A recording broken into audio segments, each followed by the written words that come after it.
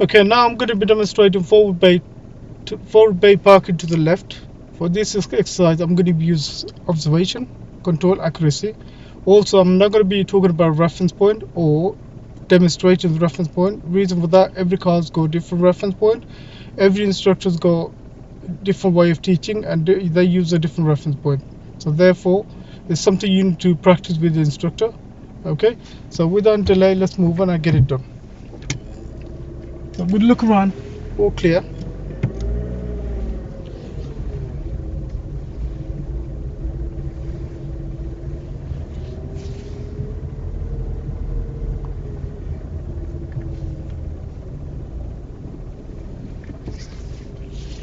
I'm going to turn my wheel full lock to the left. And I'm going to keep it nice and slow. When my car's straight into the bay, I'm going to get the wheel straight. Nice and slow, as you can see, I'm going really slow. Okay, car is inside the bay. I'm going to stop with the foot brake, clutch down, handbrake, neutral.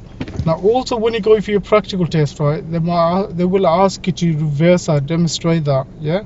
So you need to reverse out and make sure you do it nice and safely. Okay, so I'm just going to demonstrate that also. And it's down the hill, so I'm going to use the brake and the clutch control. So I'm going to look over the right shoulder, left shoulder, release my handbrake, come in with the brake nice and slow. There's the cars behind me, so I'm going to wait. Okay, I'm going to scan it again.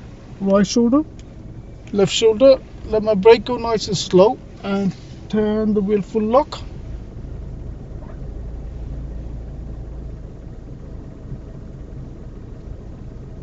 Okay, car straight, get my wheel straight, and stop, push down, handbrake, neutral.